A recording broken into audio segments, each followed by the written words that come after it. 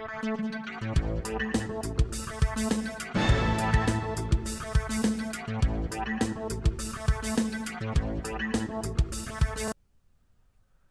everyone. Thanks so much for joining me here today as we get to talk about one of my favorite subjects, comic books. My name is Jose. I love comic books. I love talking about them. I love sharing them with you. Feel free to follow me on social media if you would like. Links are in the description below. I've also posted a link to the Marvel fan site that'll have plot synopsis and character bios for this issue. We are looking today at Marvel Superheroes Secret Wars, number 9 from 1984. Here we go. Got our cover. We got Iron Man. Nice screen tones being applied here. I'm a huge fan for screen tones. We got Galactus, and we got everyone coming against Galactus. Mike Zeck and Bob McLeod do the cover here. We got Captain America pointing directions, and here comes everyone. Thor, Colossus, Wolverine, Professor Xavier, Hawkeye, Mr. Fantastic Storm, The Thing, She-Hulk, Rogue, Nightcrawler, Colossus, the Hulk. We got Spider-Man in his new costume, and Iron Man. Everybody against Captain Marvel and the Human Torch going towards Galactus. Assault on Galactus. And so I have a playlist. Feel free to check that out if you would like. He's getting set to eat Battle's world. And so Colossus sees him and goes, Lennon's beard. Galactus has begun to devour the planet. Jim Shooter is the writer. Mike Zeck and John Beaty doing the art here. And so Colossus is in love with Zaji. She's a healer. And I think part of her healing process is she makes people fall in love with her, because the same thing happened to the Human Torch here.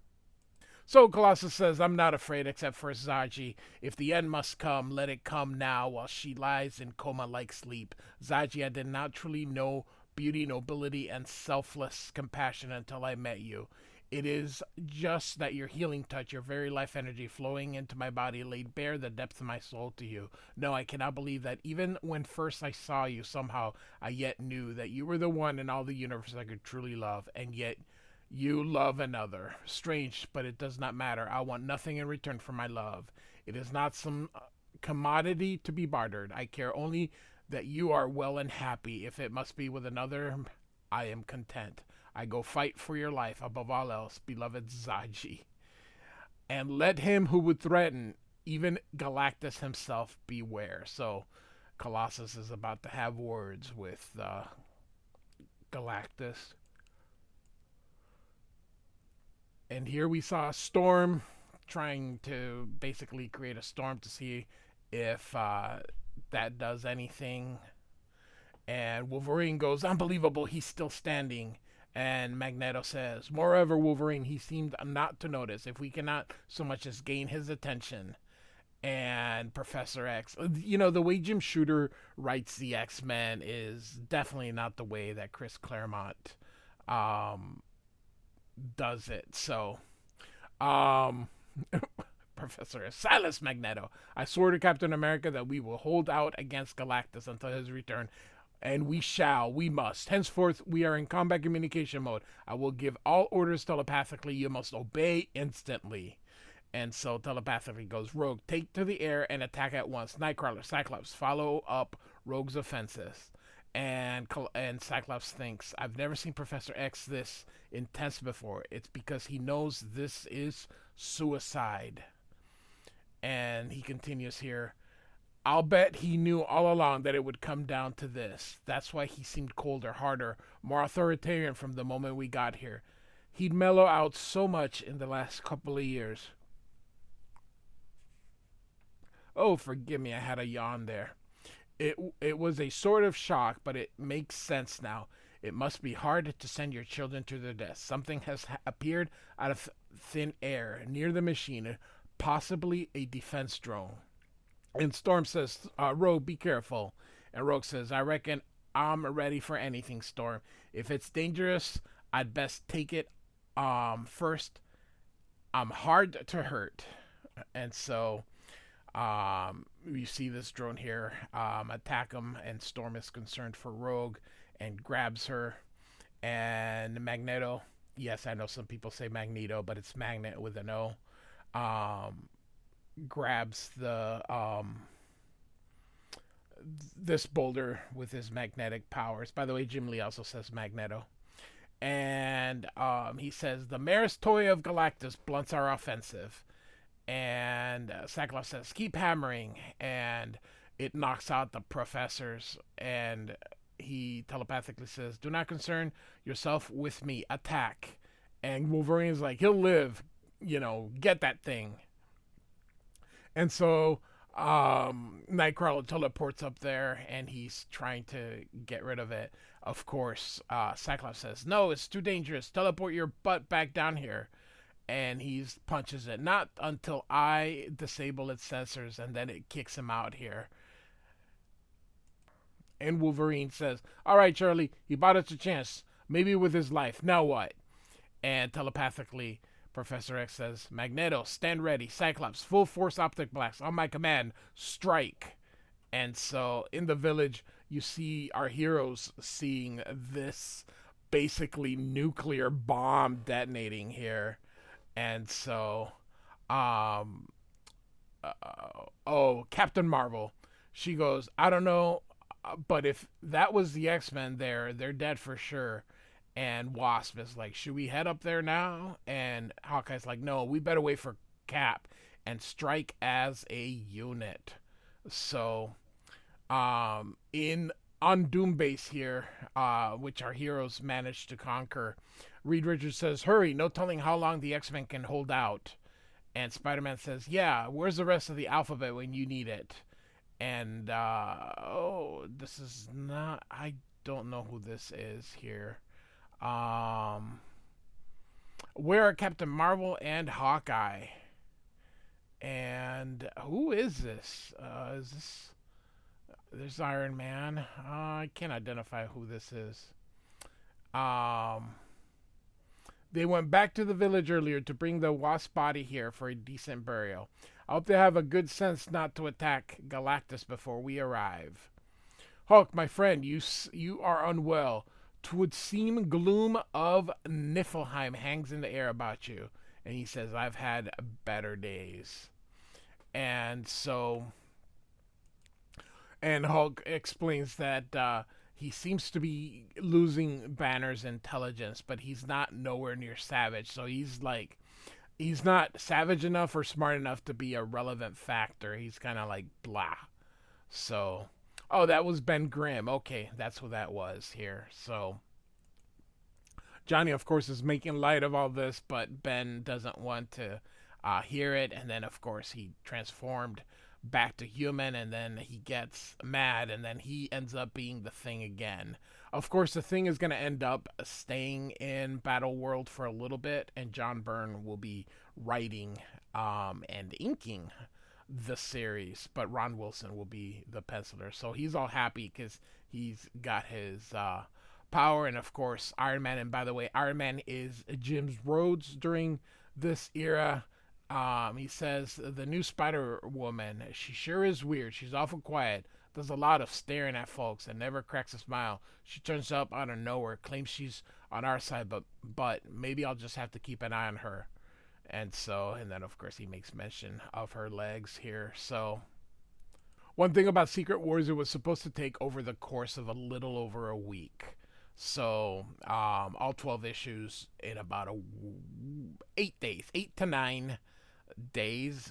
So not quite 2 weeks and a little over. So I would estimate between 7 to 9 days at the most. So of course Rhodey doesn't feel very comfortable being the new Iron Man, but he's like, damn it, I'm Iron Man.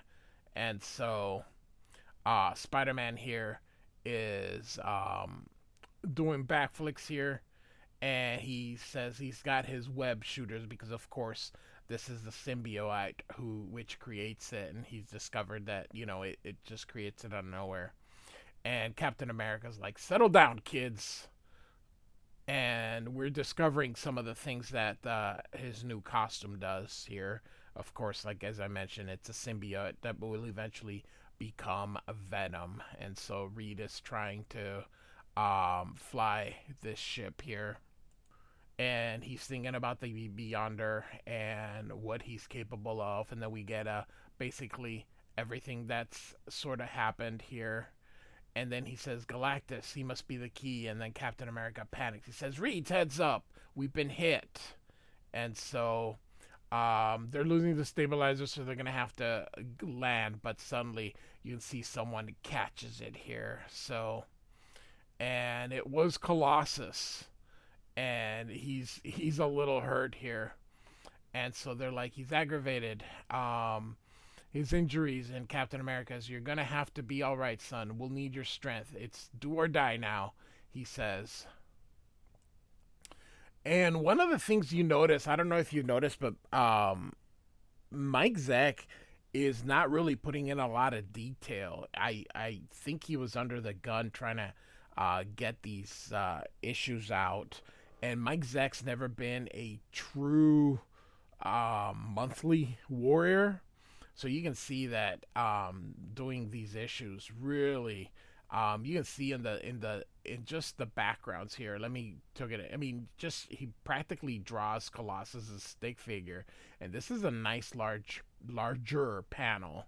So, and so Reed says Galactus machine sending out powerful tendrils to rip the planet apart before reducing it to basic biospheric energy. One of those must have nicked our ship. We only had seconds before the world burn starts. And Colossus thinks here, the creator, from the explosion I saw on my way here, did the X-Men die here? And then he thinks, I want to do nothing but search for them. Yet I cannot. I must not. For the sake of the living, first Zaji. And so here goes our heroes off to get Galactus, and Captain Marvel says, careful with these defense drones. I think one of them blew up here before, after it was damaged. And Iron Man's like, oh, now she tells us. And Reed's like, concentrate on avoiding them. Get past and attack the world-devouring apparatus. And Iron Man says, that's a cinch with my new radar and in-flight dodging computers. And so he does that. And Reed's like, Iron Man got through. He damaged the machine. Incredible. Beyond belief. We have a chance. We can win. Wait, that's the answer. That's it. And Captain America goes, we've got the advantage. Let's press it. Come on. And the Thing says, I can't wait to get my mitts on that sucker. And Reed says, no, stop. And the Thing says, what do you mean stop? Ben, we can't go through with this. At last, I see the purpose here. A meaning to the universe for this insane conflict. We must not stop Galactus.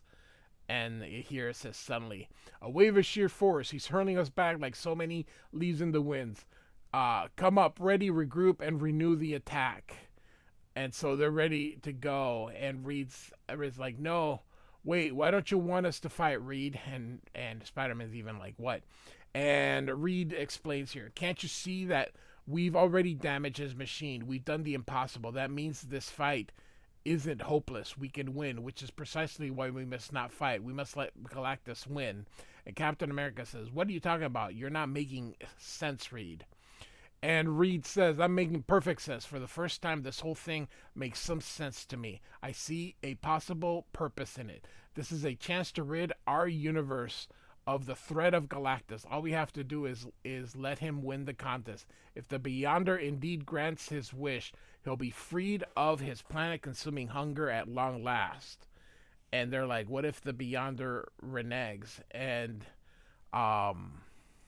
Reed basically says, once he takes that planet, he'll he'll force the Beyonder to pay up or be destroyed in an attempt. In any way you look at it, the universe wins. Countless of billions will be saved from Galactus. And Spider-Man says, "Yeah, but why us? Why were we picked to decide the fate of the universe?" And Reed says, "Why not us? We picked ourselves, remember. Besides, we're beings of Earth seems to have a knack for being pivotal in the cosmic scheme of things." And the Thing asks him if he's sure about this. He says yes. And suddenly he vanishes here, and so is Galactus and everything in there. And Spidey's like, "What now, Cap?" And he's like, "I don't know. For once, I'm open to suggestions." And so at Galactus's ship here, Rita's brought in, and he says, "Welcome to my home, Reed Richards." And Reed says, "I'm honored. Would you like to view your home?" "Yes, I would very much." And she sees Sue and oh, what is his name? His kid's name? I completely forgot. Franklin. And she goes, "Oh, she hasn't had her baby yet." And Galactus says, "No, listen to me, Reed Richards. I think and think well on my words." And so at that moment, Doctor Doom is sitting, kind of pondering, and he goes, "The world ship is the way. Galactus's home itself is the way I seek. At last, I see. I must be free at once before opportunity evades my grasp." And so he uses like a secret little bomb, and boom, he gets out, and everyone was, "Let us out of here." And Doctor Doom is like, "I have no use for you now, save one." And so he gets Claw again here.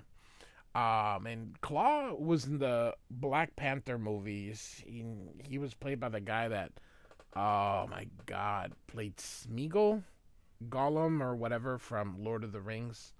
Andy something, Circus or whatever. Look it up on IMDb. And so Doom says, "Claw, Mad Master Sam, being of living sound energy, whom I found in Galactus' home, you are the one I need." Um, and he says, "Every utterance of Doom must be recorded for posterity. You yourself are a recording of sorts, due to the time you spent in a wave of vibrations, energy coursing through the walls of Galactus' homeworld. Come with me.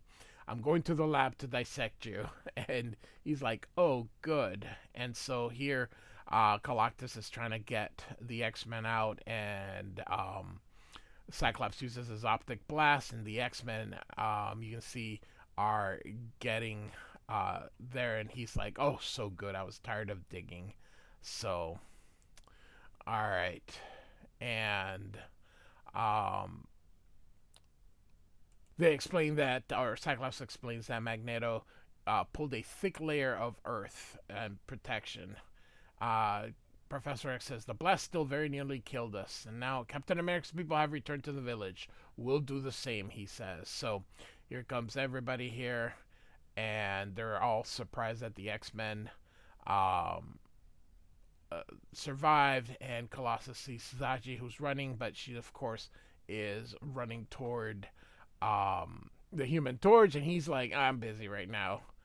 So Colossus is all in love with her, and she's like, pays him no mind, and the Human Torch pays her no mind. So, all right, Captain America says, "We could just stand ready until Galactus appears again." And Hulk says, "If he does, what if he decides to wait a month? Time is nothing to him."